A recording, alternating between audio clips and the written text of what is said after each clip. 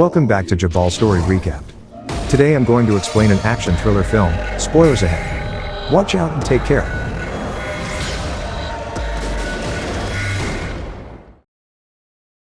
At the beginning of the movie, we see several clips of people killing and assaulting each other, and houses being burned.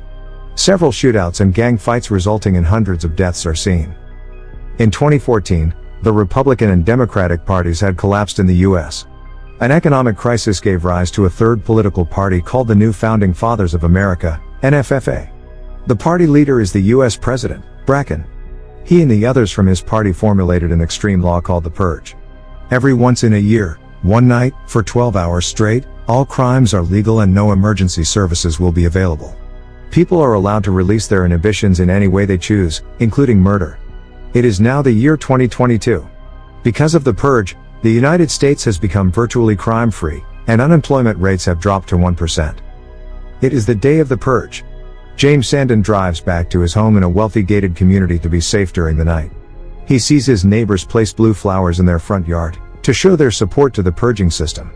James too has a blue flower, suggesting that he is a supporter of the Purge. James is planning to spend the night locked in with his wife Mary and their children, Zoe and Charlie. Zoe is in her room with her boyfriend Henry. James is not fond of their relationship, so Henry sneaks out of the house. As Henry sneaks out, the two see a neighbor sharpening a weapon for tonight. As Mary places the flowers in their yard, their obnoxious neighbor, Grace Farron, approaches her with some cookies. The two talk about the lockdown happening in an hour and go their separate ways. James' son, Charlie, is then seen playing with his creepy robotic toy, Timmy. Later that evening, the family happily has dinner together and goes to their study room to prepare for the Purge. First, James turns on the surveillance camera placed around the house.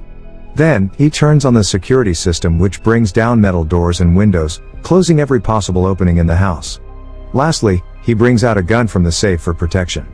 Then the family sits down to watch the official initiation of the Purge on TV. It is announced that the Purge is fully in motion. Weapons of Class 4 or lower are now legal. However, all other weapons are restricted. Government officials of ranking 10 or above are immune to the Purge, so an attack on them is still considered illegal. After a siren blares, any and all crimes including murder will be legal for 12 continuous hours. Police, fire, and any other emergency medical services will be unavailable. As the broadcast completes, the siren starts to blare, indicating that the Purge has now started. James tells his kids that since they can afford protection, they will be fine.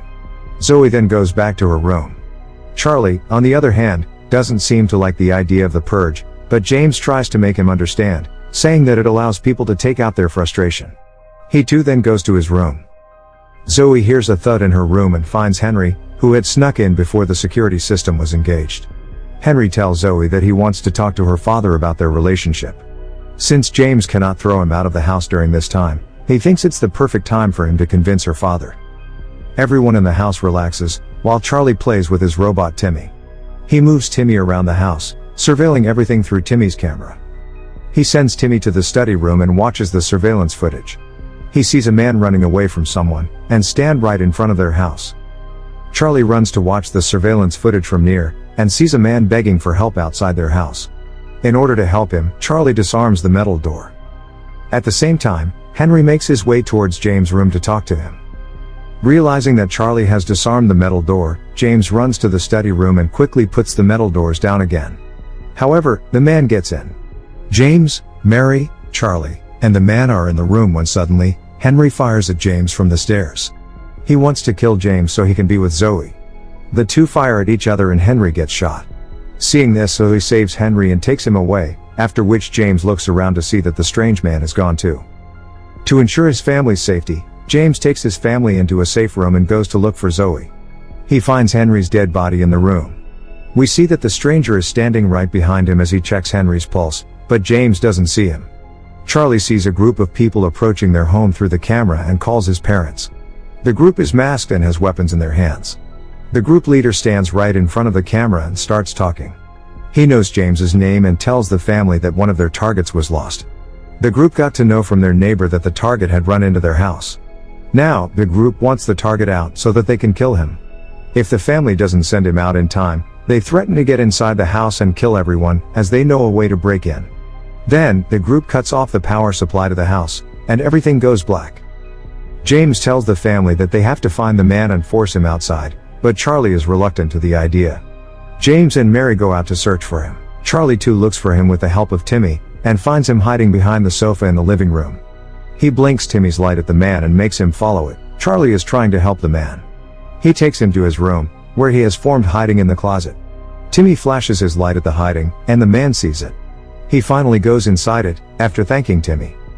Just then, the Purger's leader calls James to the front door. The two talk through an opening, and James explains to him that they are not trying to save the stranger. The leader then shoots one of his own men to threaten James, while claiming that the group's equipment to break the door is arriving soon. James, fearing his family's safety, gets back to look for the stranger. He goes into Charlie's room and sees the stranger holding Zoe at gunpoint. As he threatens James, Mary comes behind him. James and the man get into a fight and James accidentally shoots him. He and Mary then tie the man to a chair. However, the man starts to fight back. James makes Mary pick on the stranger's wound so he would give up. Charlie watches all of this in horror. They prepare to give him to the gang, but realize that they would not be any better if they did. The stranger too offers James that he will go outside so that he can save his family. James realizes how wrong they are, and tells Mary that they will have to fight back and defend themselves. Just then, the Purger's equipment to open the doors and windows arrive. They attach huge chains to the doors and pull on them, finally breaking in. James hands Charlie a gun and tells him to hide in the basement. He forgets to untie the stranger in a hurry and gets ready to fight.